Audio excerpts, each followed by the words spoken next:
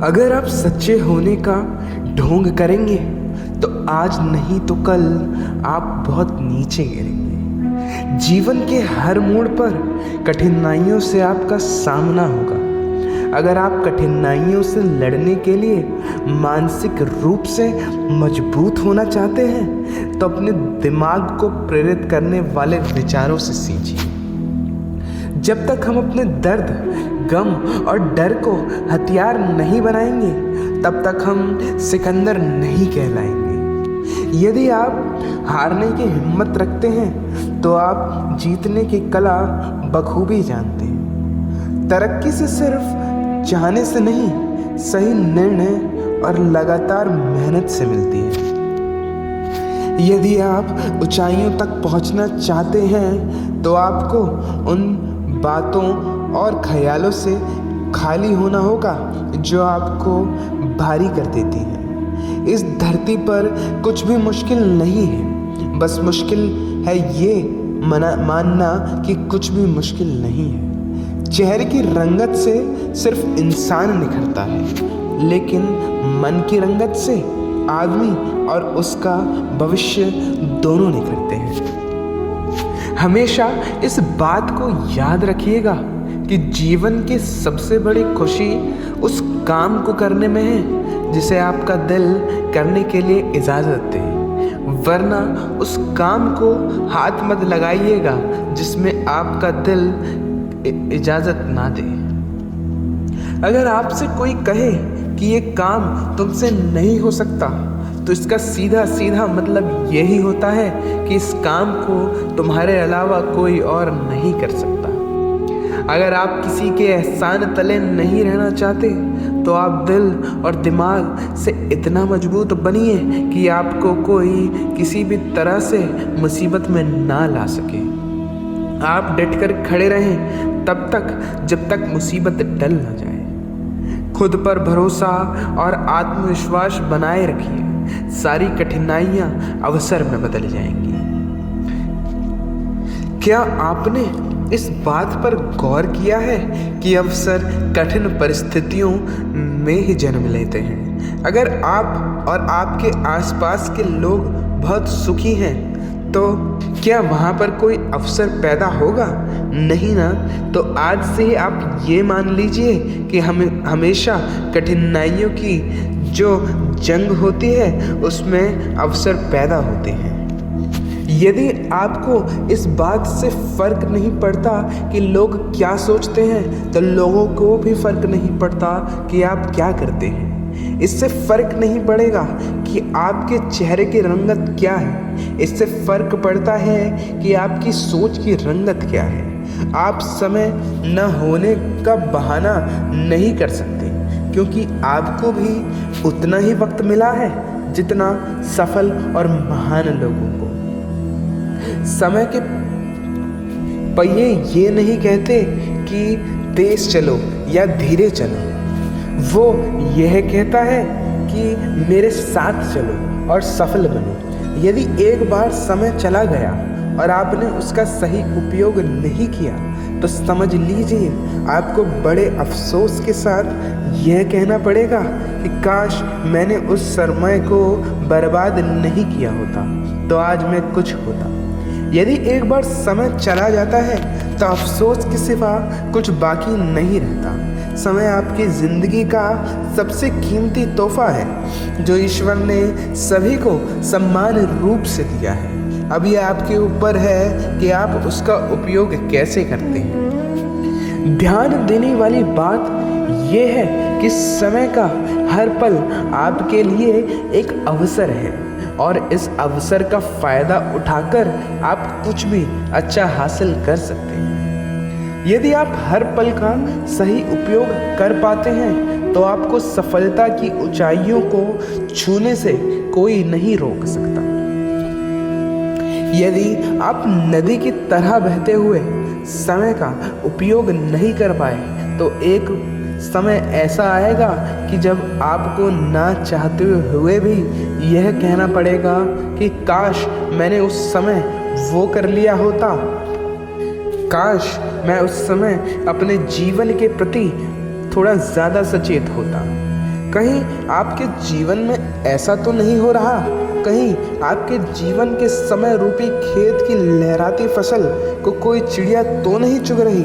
अगर ऐसा है तो तुरंत उस चिड़िया को उड़ा दीजिए और बचा लीजिए अपनी फसल को, बचा लीजिए अपने जीवन को, वरना एक ही वाक्य आप जीवन भर दोहराते रहेंगे कि काश मैंने उस समय वो कर लिया होता। जीवन का हर पल एक अवसर है और इस अवसर को कभी भी हाथ से जाने मत दीजिए। जीवन के हर पल को उत्साह और उससे जुड़े प्रत्येक कार्य को पूरे मन से करना चाहिए। आपका भविष्य आपके वर्तमान पर निर्भर करता है, इसलिए अपने वर्तमान के हर क्षण के सही उपयोग करें। आज नहीं तो कल, कल नहीं तो परसों हमें इस तरह अपने कार्य को टालते रहते हैं। जो आज कार्य हो सकता है उसे हम कल पे टाल देते हैं और कल वाले को परसों। इसी तरह समय बीतता जाता है और एक एक करके हमारे काम हमें बोझ लगने लगते हैं। जैसे जैसे हमारे कामों का बोझ बढ़ता जाता है हम उन कार्य को करना ही छोड़ देते हैं। इसमें हम कई बार अपने ज़रूरी काम भी नहीं कर पाते हैं और बाद में फिर उसी का अफसोस करते हैं। अपने आलस को अपनी ज़िंदगी से दूर रखें और उस काम को आज ही निपटा लें और कल पर न छोड़ें। एक समय की बात है, एक राजा एक दिन अपने राज्य के भ्रमण पर निकला।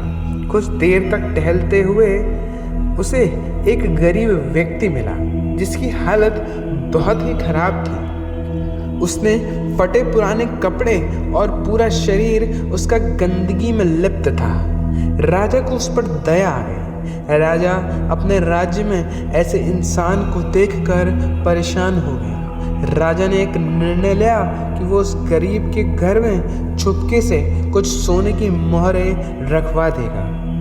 उस दिन जब रात हुई तो राजा ने अपने गुप्तचर को भेजकर उस गरीब के घर में चुपके से सोने की 1000 मोहरें रखवा दी और साथ ही में एक पत्र भी दिया जिसमें लिखा था कि मैं तुम्हारे राज्य का राजा हूँ और ये सोने की मोहरें तुम्हारे लिए। राजा ने पत्र इसलिए रखवाया कि कहीं वह गरीब व्यक्ति इतनी सारी मोहरें देखकर परेशान ना हो जाए।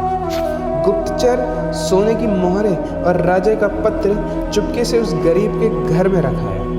अब राजा मन ही मन खुश हो गया कि उसके राज्य में अब कोई गरीब व्यक्ति नहीं। कुछ दिन बीतते हैं। राजा को अचानक उस गरीब की याद आती है। वह अपने गुप्तचर को उसके हाल चाल देखने के लिए भेजता है। कुछ समय बाद गुप्तचर वापस आता है और राजा को बताता है कि वह आदमी अब इस दुनिया में नहीं रहा, वह मर चुका है। राजा को ये सुनकर बहुत बुरा लगा। राजा ने उसकी मौत का कारण अपने गुप्तचर से पूछा तो गुप्तचर बोला कि महाराज, वह आदमी कुछ दिन पहले बहुत खुश था, सबसे मिलता था, बातें करता था, उसके अंदर काफ़ी बदलाव भी आ गया था। लोगों ने बताया वो अपने साथ एक पोटली लिए घूमता था। किसी को पोटली के बारे में कुछ नहीं बताता था, किसी को हाथ तक लगाने नहीं देता था। महाराज, एक दिन वो पास के गांव में किसी काम से गया तो उसकी वो पोटली कुछ लुटेरों ने चुरा ली, जिसके बाद वो बहुत बेचैन रहने लगा, पागलों की तरह बातें करने लगा। लोगों ने बताया कि उसके हालात पहले से भी खराब हो गए थे। पहले तो लोगों के बीच बैठता था, बातें भी करता था, लेकिन जब से उसकी पोटली चोरी हुई तो किसी को अपने पास तक नहीं आने देता था, इसलिए कोई चाहकर भी उसकी मदद नहीं कर पा रहा था। गुप्तचर सारी बातें कह के राजा के सामने वो पोटली पेश कर देता है जिसमें 800 सोने की मोहरें होती हैं। राजा इन मोहरों को देखकर पहचान लेता है कि ये तो वही मोहरें थी जो राजा ने उसके घर में रखवाई थी, परंतु राजा ने तो 1000 मोहरें रखवाई थी, ये तो सिर्फ 800 हैं। ये देखकर राजा समझ गया कि वो गरीब आदमी 200 मोहरों की पोटली लेकर घूमता था, जिसके चोरी हो जाने के बाद वो सदमे में चला गया और आखिर में उसकी मौत हो गई। मुझे पता है कि आप क्या सोच रहे हो, यही ना कि वो गरीब आदमी पागल था। 800 मोहरें तो बची थी, वो उनसे अपना जीवन बेहतर बना सकता था, यही सोच रहे हो ना। लेकिन ये सोने की मोहरें हटाकर हम उसे वक्त बोल दें तो ज़्यादा थोड़ा सा गया है, लेकिन ज़्यादा आना अभी बाकी है। इस कहानी के माध्यम से हम आपको यही समझाना चाहते थे कि जो खराब हो चुका है उसके बारे में अब सोचकर खुद को बर्बाद मत करो, जो बचा है उसे संवार लो। आशा करते हैं आप एक दिन अपनी ज़िंदगी ज़रूर संवार लेंगे। दोस्तों, आशा करता हूँ कि आपने इस वीडियो से बहुत कुछ सीखा होगा, जिसे आप अपने जीवन में ज़रूर इस्तेमाल करेंगे। मिलता हूँ आपसे अगली वीडियो में, तब तक के लिए धन्यवाद।